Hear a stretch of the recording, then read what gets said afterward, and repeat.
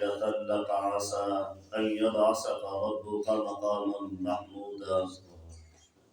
آمنت بالله صدق الله العظيم إن الله وملائكته يصلون على النبي يا أيها الذين آمنوا صلوا عليه وسلموا تسليما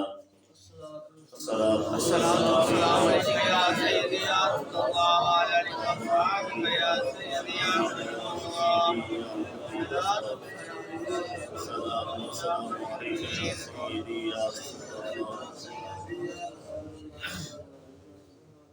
توحید و رسالت کا نعرہ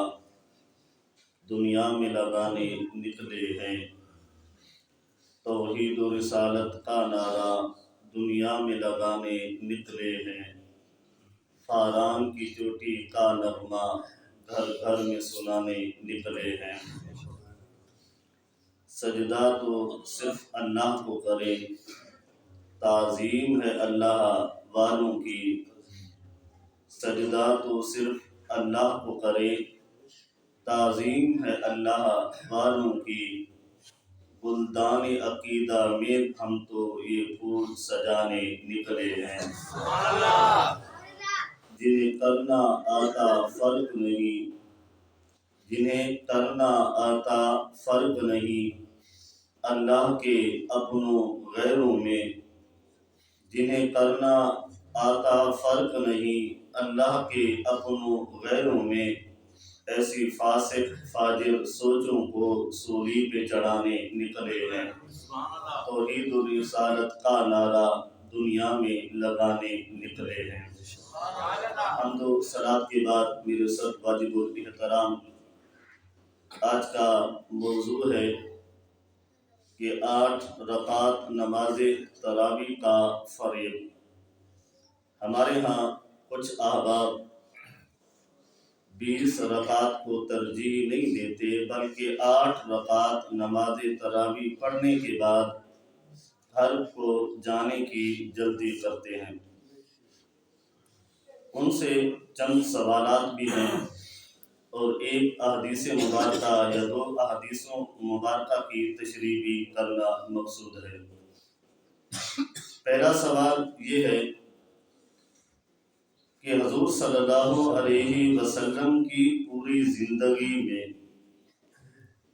اور کتنے ماہ رمضان شریف آئے پورے ماہ رمضان میں، اور عشاء کی نماز کے بعد مساجد میں باجماعت نماز تراویح اور ختم قرآن اور 8 رکعت نماز تراویح کا پڑھانا آپ کہیں سے بھی ثابت کر دیں۔ 4 چیزیں اکٹھی بیان کی۔ حضور صلی اللہ علیہ وسلم نے اپنی زندگی میں اور ماہ رمضان کا مہینہ ہو اور عشاء کی نماز کے فوراً بعد جماعت کے ساتھ ہو، اور حضور صلی اللہ علیہ وسلم نے ان چیزوں پر ختم قرآن پورا قرآن پاک بھی پڑھا ہو، اور وہ رکعتیں تراویح کی بھی 8 ہوں، آپ کہیں سے بھی ثابت کر دیں۔ سوال ان سے ہے جو 8 پڑھ کر یہاں سے چلے جاتے ہیں۔ اب احادیث مبارکہ کو بیان کرنے سے قبل یہ تھوڑا سا بیان کرنا ضروری ہے کہ حضور صلی اللہ علیہ وسلم نے 20 رکعت نماز تراویح پڑھائی اور اس میں قرآن پڑھا اور جماعت کے ساتھ ہوئی، یہ بے شمار حدیثوں سے ہم تمہیں ثابت کر کے دیتے ہیں۔ اور پھر ہوا یوں تھا کہ 3 دن یا 2 دن حضور صلی اللہ علیہ وسلم نے نماز تراویح پڑھائی، اور تیسرے یا چوتھے دن حضور صلی اللہ علیہ وسلم ماہ رمضان المبارک کی رات میں اس وقت تشریف لائے تھے جب فجر کی نماز کا وقت تھا، اور ساری رات صحابہ کرام حضور صلی اللہ علیہ وسلم کا نماز تراویح کے لیے انتظار کرتے رہے تھے۔ جب حضور صلی اللہ علیہ وسلم چوتھی رات تشریف لائے فجر کی نماز کے وقت، تو فرمایا کہ مجھے علم تھا کہ تم لوگ رات کو موجود تھے، لیکن میں اس لیے نہیں آیا کہیں نماز تراویح اللہ تمہارے اوپر اس کو فرض قرار نہ دے دے۔ اس لیے میں تشریف نہیں لایا تاکہ یہ سنت ہی رہ جائے، سنت مؤکدہ ہی رہ جائے۔ اس کے بعد حضور صلی اللہ علیہ وسلم کے آخری ایام تک پھر کہیں سے بھی کوئی ایسی حدیث نہیں ملتی کہ حضور صلی اللہ علیہ وسلم نے نماز تراویح جماعت کے ساتھ پڑھائی ہو۔ پھر حضرت ابوبکر صدیق رضی اللہ تعالیٰ عنہ کا ابتدائی سارا دور اور حضرت عمر فاروق رضی اللہ تعالیٰ عنہ کے دور میں دو اتوار آتے ہیں، ایک کو ہم ابتدائی دور کہتے ہیں، دوسرے کو ہم آخری دور کہا کرتے ہیں۔ تو جب حضرت ابوبکر صدیق اور حضرت عمر فاروق رضی اللہ تعالیٰ عنہما ان دونوں کے ابتدائی دور اور حضرت ابوبکر صدیق کے سارے دور میں ایک فتنوں کا بڑا انداز تھا، اور فتنے بڑے پھیلے ہوئے تھے کہ ختم نبوت کا فتنہ تھا، زکوٰۃ نہ دینے کا فتنہ تھا، محبوب مصطفیٰ صلی اللہ علیہ وسلم کا بظاہر دنیا سے انتقال کرنا، یہ بڑی آزمائش تھی۔ تو اس دوران یہ دونوں اصحاب ان کاموں میں مشغول رہے، تو پھر حضرت عمر فاروق رضی اللہ تعالیٰ عنہ نے اپنی آخری دور میں حضرت ابی بن کعب رضی اللہ تعالیٰ عنہ، یہ وہ صحابی رسول تھے جنہیں قرآن پاک ازبر یاد تھا، اور اتنا یاد تھا کہ اس نے زبانی حضور صلی اللہ علیہ وسلم کو بھی قرآن پاک سنایا ہوا تھا۔ سبحان اللہ۔ اور یہ صحابی تھی حضرت ابی بن کعب رضی اللہ تعالیٰ عنہ، اور اس کو حضرت عمر فاروق رضی اللہ تعالیٰ عنہ نے جب مسجد نبوی میں تشریف لائے تو دیکھا لوگ الگ الگ نماز تراویح ادا کر رہے تھے، اور یہ حکم نہیں تھا کہ نماز تراویح حضور صلی اللہ علیہ وسلم نے جماعت کے ساتھ نہیں پڑھاتے تھے تو پڑھنا ہی ختم ہو چکا تھا، نہیں، بلکہ صحابہ کرام اکیلے اکیلے پڑھا کرتے تھے۔ تو حضرت عمر فاروق رضی اللہ تعالیٰ عنہ نے جب دیکھا لوگ اکیلے اکیلے پڑھ رہے ہیں تو حضرت عمر فاروق رضی اللہ تعالیٰ عنہ نے حضرت ابی بن کعب رضی اللہ تعالیٰ عنہ کو حکم دیا کہ تم آئندہ نماز تراویح جماعت کے ساتھ پڑھایا کرو، اور پڑھایا بھی 20 رکعت نماز تراویح کیا کرو۔ سبحان اللہ۔ اب یہ روایت ہے کہ یہاں پر ہم استدلال لیتے ہیں کہ حضرت عمر فاروق رضی اللہ تعالیٰ عنہ کا آخری دور، اس کے بعد حضرت عثمان غنی رضی اللہ تعالیٰ عنہ کا دور، اس کے بعد حضرت علی المرتضیٰ شیر خدا رضی اللہ تعالیٰ عنہ کا دور، اس کے بعد حضرت امام حسن، حضرت امیر معاویہ رضی اللہ تعالیٰ عنہ، یہ جتنے بھی اصحاب گزرے ہیں ان میں سے کسی ایک سے بھی ایسی روایت نہیں ہے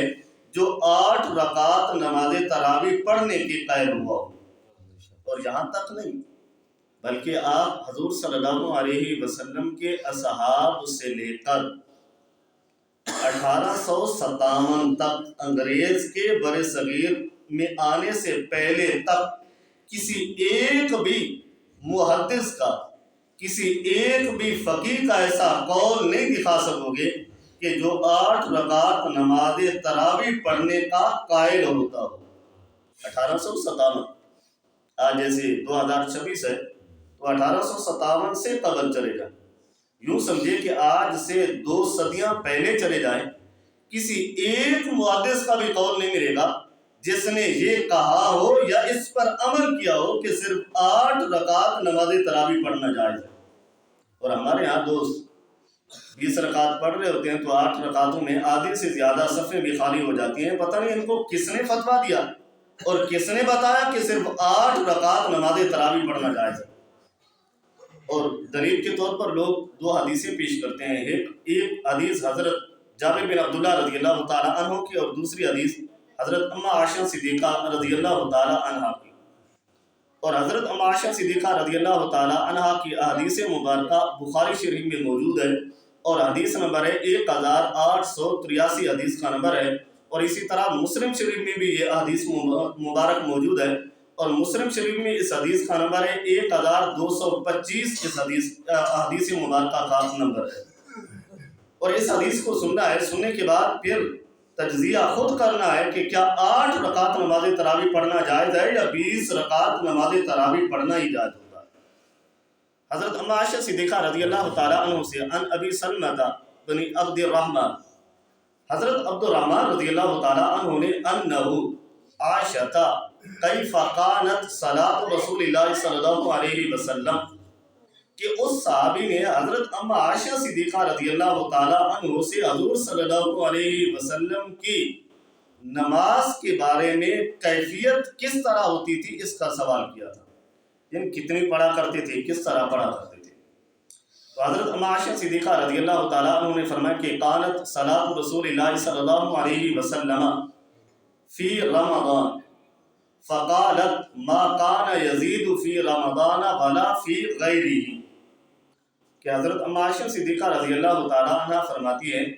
کہ حضور صلی اللہ علیہ وسلم چاہے رمضان المبارک کی راتیں ہوں یا اس کے علاوہ کی راتیں ہوں، یہاں پر موجود ہے کہ ولا فی غیرہ، حضور صلی اللہ علیہ وسلم ان پر، جو آنے والی بات ہے، ان پر پابندی صرف ماہ رمضان المبارک کی راتوں میں نہیں کیا کرتے تھے بلکہ اس کے علاوہ بھی ان پر پابندی کیا کرتے تھے، اور فرمایا کہ اعلیٰ احدی عشرہ رکعتاً، کہ حضور صلی اللہ علیہ وسلم 11 رکعات نماز پڑھا کرتے تھے، چاہے وہ رمضان شریف کی راتیں ہوں یا رمضان کے علاوہ کی راتیں ہوں۔ فرمایا کہ یصلی اربعا فلا تصل ان حسنہن ولا طولہن، کہ حضور صلی اللہ علیہ وسلم 4 رکعات نماز پڑھتے اور ان کی طوالت یعنی ان کی لمبی، کتنی رکعتیں لمبی ہوتی تھی اور کتنا حسن ہوتا تھا اس کے بارے میں تو تم سوال ہی نہ کرو، 4 پڑھا کرتے تھے۔ فرمایا کہ پھر ثم یصلی اربعا فلا تصل، پھر اسی طرح 4 اور پڑھتے، اور اس میں بھی حضور صلی اللہ علیہ وسلم جو یہ 4 پڑھتے تھے اس کے حسن کے بارے میں،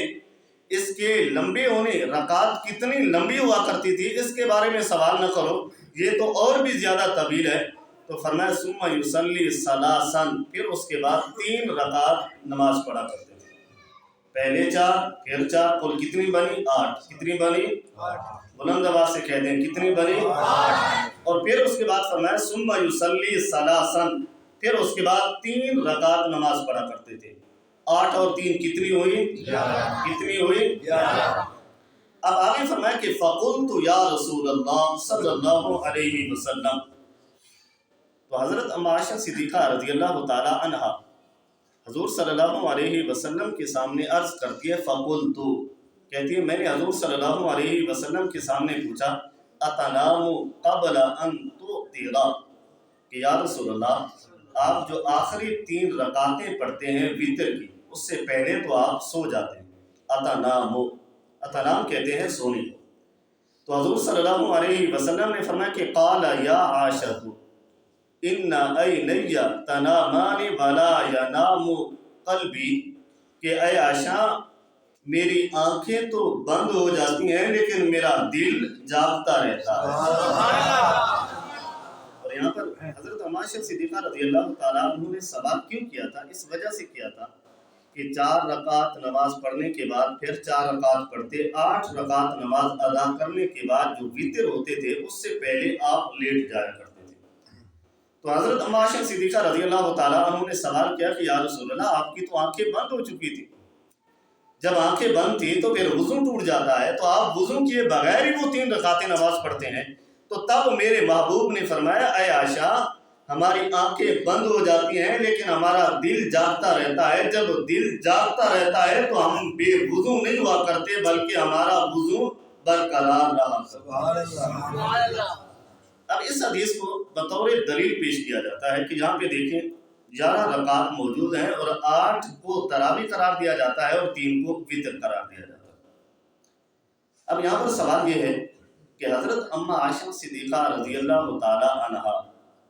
حضور صلی اللہ علیہ وسلم کے بظاہر انتقال کے بعد 42 سال کی عمر پائی، اور جب عمر اتنی تھی تو پھر 58 ہجری کو آپ کا بظاہر انتقال ہوا تھا، تو حضرت ابو ہریرہ رضی اللہ تعالیٰ عنہ مدینہ کے گورنر تھے، اور حضرت ابو ہریرہ رضی اللہ تعالیٰ عنہ نے حضرت اما عائشہ صدیقہ رضی اللہ تعالیٰ عنہ کا نماز جنازہ پڑھایا تھا۔ سبحان اللہ۔ اب اس آیت کو سمجھ، اس حدیث کو سمجھنا ہے، کیونکہ ایک حدیث کا قاعدہ ہے کہ جو راوی روایت کرنے والے حدیث کے خلاف عمل کرے گا تو اس کی حدیث کو کوئی فوقیت نہیں دی جاتی۔ حضرت عمر فاروق رضی اللہ تعالیٰ عنہ جب 20 رکعت نماز تراوی حضرت ابی بن کعب رضی اللہ تعالیٰ عنہ کو حکم دیا کہ تم پڑھاؤ، تو اگر یہ 20 رکعت نماز تراوی نہ ہوتی، صرف 8 رکعت نماز تراوی ہوتی، تو حضرت اما عائشہ صدیقہ رضی اللہ تعالیٰ عنہ فوراً حضرت عمر کو روک دیتے، اے عمر تم 20 رکعت کیسے پڑھا رہا ہے؟ حالانکہ حضور صلی اللہ علیہ وسلم تو 8 رکعت نماز تراوی پڑھایا کرتے تھے۔ تو پوری زندگی میں 58 ہجری میں آپ کا انتقال ہوا، اور 58 ہجری میں انتقال کے بعد ایک روایت بھی موجود نہیں ہے جہاں پر حضرت اما عائشہ صدیقہ رضی اللہ تعالیٰ عنہ نے حضرت عمر فاروق رضی اللہ تعالیٰ عنہ کو فرمایا ہو کہ اے عمر 20 رکعت نماز تراوی نہ پڑھایا کرو، اور اس کا نہ حکم دو، بلکہ تراوی تو 8 رکعت ہے، کوئی ایک روایت بھی موجود نہیں ہے۔ اس کا مطلب ہوا پھر 8 رکعت نماز تراوی والی روایت ٹھیک نہیں ہے، صحیح نہیں ہے، یہ غلط ہے۔ اور ہمارا جو طرز عمل بنا ہوا ہے کہ 20 کو چھوڑ کر صرف 8 کو ہی کفایت کر کے بھاگنے کی کرتے ہیں، تو کوئی ایسی روایت ہی نہیں ہے۔ اور یہاں پر حضور صلی اللہ علیہ وسلم کا عمل صرف ماہ رمضان کے بارے میں نہیں بتایا جاتا، بلکہ حضور صلی اللہ علیہ وسلم کی پوری زندگی کا یہ عمل تھا، اور ہم کہتے ہیں کہ یہ وہ عمل تھا جو حضور صلی اللہ علیہ وسلم 8 رکعت نماز تہجد ادا کیا کرتے تھے، اور جو وتر ہوتے تھے وہ 8 رکعت نماز تہجد ادا کرنے کے بعد ہی میرا محبوب ان وتروں کو ادا کیا کرتا ہے۔ سمجھ آ رہی ہے تو بلند آواز سے کہہ دیں سبحان اللہ۔ اب اسی طرح سے حضرت جابر بن عبداللہ رضی اللہ تعالیٰ عنہ سے بھی روایت ہے، اور حضرت جابر رضی اللہ تعالیٰ عنہ کا انتقال جب ہوا تھا تو آپ کی عمر اس وقت 94 سال تھی، اور 78 ہجری کو آپ کا انتقال ہوا تھا۔ تقریباً 64 سال تک مدینہ طیبہ میں آپ رہے، اور مدینہ طیبہ میں آپ کو ایک مفتی کا درجہ دیا جاتا تھا، اور وہاں پر بیٹھ کر آپ درس و تدریس بھی کیا کرتے تھے حضرت جابر بن عبداللہ رضی اللہ تعالیٰ۔ تو اس کی روایت بھی پیش کی جاتی ہے کہ ان کی روایت میں بھی ملتا ہے کہ 8 رکعت نماز تراوی پڑھی گئی تھی۔ تو یہاں پر حضرت جابر بن عبداللہ رضی اللہ تعالیٰ عنہ اتنے بڑے مفتی ہو کر جب حضرت عمر فاروق رضی اللہ تعالیٰ عنہ کے دور میں 20 رکعت نماز تراوی پڑھنے کا حکم دیا تھا، تو حضرت جابر بن عبداللہ کہہ سکتے تھے اے عمر جب رکعتیں تراوی کی 8 ہیں تو آپ 20 کا حکم کیوں دیا کرتے ہیں؟ کوئی ایک بھی روایت موجود نہیں ہے کہ جہاں پر حضرت جابر بن عبداللہ رضی اللہ تعالیٰ عنہ نے حضرت عثمان غنی رضی اللہ تعالیٰ عنہ کے دور میں یا حضرت علی المرتضیٰ شیر خدا رضی اللہ تعالیٰ عنہ کے دور میں یہ اعلان کر دیا ہو کہ 20 رکعت نماز تراوی پڑھنا جائز نہیں ہے بلکہ 8 رکعت نماز تراوی پڑھنا جائز ہے، کوئی ایک بھی روایت آپ سے مروی نہیں ہے۔ اس کا مطلب ہو حضرت اما عائشہ صدیقہ اور حضرت جابر بن عبداللہ رضی اللہ تعالیٰ عنہما یہ دونوں جن کی روایتیں موجود ہیں، جن کی روایتوں سے استدلال لیا جاتا ہے، دلیل بنایا جاتا ہے، تو دلیل جب ان کی حدیثوں سے بنایا جاتا ہے، یہ خود 20 رکعت نماز تراوی پڑھنے کے قائل تھے، اگر قائل نہ ہوتے تو کوئی ایک روایت تو موجود ہوتی، لہٰذا کوئی ایک روایت بھی موجود نہیں۔ تو اس کا مطلب ہوا کہ جو پڑھنے اور سمجھنے والے لوگ ہوتے ہیں، جو اس طرح کا نظریہ رکھتے ہیں کہ صرف 8 رکعت نماز تراوی ہے، تو لیکن 8 رکعت نماز تراوی جن سے روایت ہے وہ اپنی روایت کے خلاف عمل کر رہے ہوں، تو پھر ان کی روایت کو، ان کی حدیث کو نہیں لیا جاتا، پھر اس پر عمل کیا جاتا ہے جہاں پر کثرت صحابہ موجود ہے۔ تو حضرت عمر فاروق رضی اللہ تعالیٰ عنہ نے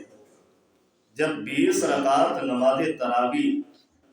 پڑھنے پڑھانے کا حکم دیا تھا تو کتنے صحابہ تھے جو اس بات پر اتفاق کیا تھا اور 20 رکعت نماز تراوی پڑھنے کے لیے بھی تیار ہو گئے تھے۔ تو اس سے معلوم ہوتا ہے کہ ہمارا جو مدعا ہے، ہماری جو دلیل ہے کہ 20 رکعت نماز تراوی ہے، تو یہ صحیح ہے۔ جو 8 رکعت نماز تراوی کا جو حکم دیتے ہیں وہ 8 رکعت نماز تراوی نہیں بلکہ وہ تو میرا محبوب نماز تہجد ادا فرمایا۔ اندر سے کہہ دیں سبحان اللہ۔ اب اس میں 4 سوالات بنتے ہیں۔ اگر یہ روایت اتنی ٹھیک ہوتی تو لوگ رفع یدین کرتے ہیں، پوچھا جاتا ہے کیوں کرتے ہو، کہتے ہیں کہ حرم میں رفع یدین ہوتا ہے تو اس لیے ہم کرتے ہیں، کوئی دلیل نہیں دیتی، حرم کو دلیل بنا دیتے۔ تو آج ہم بھی ان سے یہ دلیل طلب کرتے ہیں کہ حرم میں اور مدینہ طیبہ میں 8 رکعت نماز تراویح نہیں پڑھائی جاتی، 20 رکعت نماز تراویح پڑھائی جاتی ہے۔ سبحان اللہ۔ کتنی رکعتیں پڑھائی جاتی ہیں؟ کتنی رکعتیں پڑھائی جاتی ہیں؟ تو حرم میں رہنے والے لوگوں کو یہ حدیث نظر نہیں آئی، تو آج کے بر صغیر میں رہنے والی عوام کو یہ نظر آ گئی کہ 8 رکعتیں نماز تراویح پڑھنی چاہیے۔ اور دوسرا سوال کہ اسلامی ممالک کتنے ہیں؟ 57 یا 58 اسلامی ممالک ہیں۔ کسی ایک ملک کے بارے میں بتا دو جس میں سرکاری سطح پر 8 رکعت نماز تراویح پڑھنے پڑھانے کا حکم دیا ہو۔ کتنے ملک ہیں؟ 58 یا 57۔ کسی ایک ملک کے بارے میں بتا دیا جائے جو ہمارے ہاں 8 رکعت نماز پڑھ کے جا رہے ہوتے ہیں، پتہ نہیں ان کو کہاں سے دلیل مل گئی کہ 8 رکعت نماز تراویح پڑھنی ہے اور 20 نہیں پڑھنی۔ بس اپنا دل کرتا ہے کہ 8 پڑھنی ہے تو 8 پڑھ کے چلے جاتے ہیں، اپنا دل کرتا ہے جو کام کرنا ہو وہ کر لیا جاتا ہے۔ لیکن شریعت کو تو ہم نہیں دیکھ رہے ہیں نا، شریعت میں یہ ہے کہ پڑھنی ہے تو 20 رکعت نماز تراویح ہی پڑھنی چاہیے۔ اور یہی جوان ہوتا ہے کہ 8 رکعت نماز تراویح پڑھنے کے بعد تھک جاتا ہے، گلی میں کسی دوست کے ساتھ کھڑنا ہو تو گھنٹوں گھنٹے کھڑا ہونے کو تیار سمجھتا ہے اور کھڑا رہتا ہے، تھکاوٹ بھی نہیں ہوتی۔ کہیں دوڑ لگانی پڑے تو لگا لیتا ہے، کسی کے پیچھے بھاگنا پڑے تو بھاگ لیتا ہے، کسی کو ملنا ہو تو ہزاروں گھنٹے انتظار کر لیتا ہے۔ لیکن نماز تراویح پڑھنی ہو تو صرف 8 رکعت نماز تراویح پڑھنے کے بعد چلتا ہوا نظر آتا ہے۔ اس کا مطلب ہے دین پر عمل نہیں کرتے، ہم اپنی خواہشات پر عمل کرتے ہیں۔ اور تیسرا سوال یہ ہے کہ جب حضرت عمر فاروق رضی اللہ تعالیٰ عنہ نے 20 رکعت نماز تراویح پڑھنے یا پڑھانے کا حکم دیا تھا، کوئی ایک ایسی روایت دکھائی جائے جہاں پر کسی ایک صحابی نے حضرت عمر فاروق رضی اللہ تعالیٰ عنہ کے اس حکم کی مخالفت کی ہو۔ کہ حضرت عائشہ صدیقہ کا جو روایت موجود ہے 8 رکعت نماز تراویح پڑھنی ہے، تو کوئی ایک صحابی کی روایت دکھا دی جائے کہ جب حضرت عمر فاروق رضی اللہ تعالیٰ عنہ 20 رکعت نماز تراویح پڑھانے کا حکم دیا تھا، کوئی ایک صحابی تو ہوتا جو ان کی روایت کا مخالف ہوتا، کوئی ایک ہی روایت دکھا دی جائے۔ اور اسی طرح چوتھا سوال ہے کہ حضرت سیدنا عمر فاروق رضی اللہ تعالیٰ عنہ نے حضرت ابی بن کعب رضی اللہ تعالیٰ عنہ کو جب امامت میں تراویح کا باجماعت عمل شروع کرنے کا حکم دیا تھا تو حضرت اما عائشہ صدیقہ یا حضرت جابر بن عبداللہ رضی اللہ تعالیٰ عنہما یہ تو اس وقت موجود تھے، اور حضرت اما عائشہ صدیقہ رضی اللہ تعالیٰ عنہا کا انتقال ہوا 58 ہجری میں، اور حضرت جابر بن عبداللہ رضی اللہ تعالیٰ عنہ کا انتقال ہوا 78 ہجری میں۔ تو ان کی پوری زندگی میں کوئی ایک روایت ایسی دکھائی جائے جہاں پر ان دونوں نے حضرت عمر فاروق رضی اللہ تعالیٰ عنہ کی 20 رکعت نماز تراویح پڑھنے پر یہ کہا ہو کہ ہمارے نبی نے تو 8 رکعت نماز تراویح پڑھی تھی، آپ نے یہ 20 رکعت نماز تراویح کہاں سے نکال لی ہے۔ آج اگر میں بیٹھا ہوں نا، کوئی بات غلط کروں گا تو آپ میں سے کوئی تو بول پڑے گا نا، کوئی تو ہوگا جو بولے گا۔ اسی طرح انتظامیہ کوئی کام غلط کرے گی تو ہم میں سے کوئی ایک تو ہوگا جو بولے گا۔ اسی طرح کوئی نمازی ہو، کوئی غلط کام کر رہا ہو مسجد میں، اس کی صفیں اٹھا رہا ہو یا سپیکر کو توڑ رہا ہو، تو ہم میں سے کوئی تو ہوگا جو اسے روکے گا۔ تو اسی طرح سے حضرت عمر فاروق رضی اللہ تعالیٰ عنہ نے جب 20 رکعت نماز تراویح پڑھانے کا حکم دیا تھا، اگر یہ غلط تھا تو سارے صحابہ اس پر متفق کیوں ہوئے تھے؟ کیا کوئی ایک صحابی بھی ایسا نہیں تھا جو بول پڑتا کہ جب حضور صلی اللہ علیہ وسلم نے 8 رکعت نماز تراویح پڑھائی تھی تو پھر آپ کون ہیں جو ہمارے نبی کے حکم کی مخالفت کرنے والے ہیں؟ کوئی ایک ایسی روایت یا کسی ایک صحابی کا تو قول ہونا چاہیے، حالانکہ کوئی ایسا قول نہیں ہے۔ اگر قول ہوتے تو آج کتابوں میں موجود ہوتے، آج اسے دلیل بنایا جاتا، آج اس دلیل کو لیا جاتا۔ بس یہ فتنے کا دور ہے تو چند دن آنے تک یا چند سالوں تک لوگ یہ گواہیاں دیں گے کہ نماز تراویح ہی نہیں ہے، اس کو ایسے تم خواہ مخواہ پڑھ رہے ہو۔ لوگ یہاں تک آ جائیں کیونکہ یہ دور ہے فتنوں کا. فتنوں کا دور کیسے ہے کہ کسی طرح سے ایمان والے مسلمانوں کے دل سے اپنے نبی کی عظمت عزت احترام نکال دیا جائے. جب یہ نکل جائے گا تو پھر ہم مسلمان اور کافروں میں پھر کوئی فرق نہیں رہے گا. پھر جو غزہ کا حال ہے نا جو ہم سنتے ہیں یا دوسرے اسلامی ممالک کے حالات ہیں جو ہم سنتے اور پڑھتے ہیں, پھر پاکستان کا بھی یہی حالات نظر آ جائیں گے. کیونکہ اگر ہم بچے ہوئے ہیں تو عشق مصطفیٰ ہمارے سینوں میں اور آداب مصطفیٰ ہمارے سینوں میں. تو اس وجہ سے لوگوں کو مسلمان بنا کر ان کی لائیو ٹرانسلیشن چلا کر ان کا صرف مدعا مقصد صرف ایک ہوتا ہے کہ کسی طرح سے مسلمانوں کے اندر فتنوں کو برپا کر دیا جائے, ان کے دلوں سے عشق مصطفیٰ نکال دیا جائے, پھر یہ نماز پڑھتے رہیں, پھر یہ روزہ رکھتے رہیں, پھر یہ حج کرتے رہیں, پھر یہ ہمارے ساتھ وہ جہاد نہیں کر سکیں گے. ان کے اندر وہ جذبہ جہاد نہیں رہ جائے گا جس طرح صحابہ کرام کا جذبہ جہاد موجود ہوا کرتا. اسی وجہ سے کئی سالوں سے کہیں پہ قرآن کی بے ادبی ہوتی ہے, کہیں پہ حضور صلی اللہ علیہ وسلم کی ذات کی بے ادبی ہو رہی ہوتی ہے, کہیں پہ صحابہ کرام کی بے ادبی ہو رہی ہوتی ہے, کہیں پہ اللہ کے ولیوں کی بے ادبی ہو رہی ہوتی ہے, کہیں پہ شاعر اسلام کی بے ادبی ہو رہی ہوتی ہے, کہیں پہ ہم مساجدوں کی بے ادبیاں کر رہے ہوتے ہیں. یہ کیوں کر رہے ہوتے ہیں؟ اس وجہ سے کہ ہمارے دلوں کے اندر احترام مصطفیٰ عشق مصطفیٰ نکالا جا رہا ہے. تو اس لیے میں گزارش کرتا ہوں خود بھی ایسے لوگوں کے بیانات نہ سنا کریں اور اپنے بچوں کو بھی ایسے بیانات سننے سے روکیں, کیونکہ ان کا مقصد یہ نہیں کہ تعلیم کو عام کرنا ہو, ان کا مقصد یہ ہے کہ کسی طرح سے عشق مصطفیٰ ان کے سینوں سے نکالنا ہے. تو چند باتیں اچھی کر لیتے ہیں تو اس کا مطلب یہ نہیں ہوتا کہ وہ بڑے مفکر ہیں, بڑے فقیہ ہیں, بڑے ڈاکٹر ہیں, نہیں, بلکہ ان کا اصل مقصد کیا ہوتا ہے وہ دیکھا جاتا ہے. اب میں یہاں پہ ہزاروں تقریریں کرتا رہوں, ہزاروں تراویحیں پڑھتا رہوں, میرا مقصد پیسے لینا ہو تو آپ سمجھ جاؤ. تو اسی طرح سے ان کا کیا مقصد ہوتا ہے؟ ان کا مقصد صرف اتنا ہوتا ہے کہ ہزاروں باتیں اچھی کر لینے سے ایک بات ایسی بھی کر لیں گے جس سے ہمارے دلوں کے اندر احترام مصطفیٰ ختم ہوتا جائے گا. تو اس لیے ایسے لوگوں سے بچنا ضروری ہے. وآخر دعوانا ان الحمد للہ رب العالمین.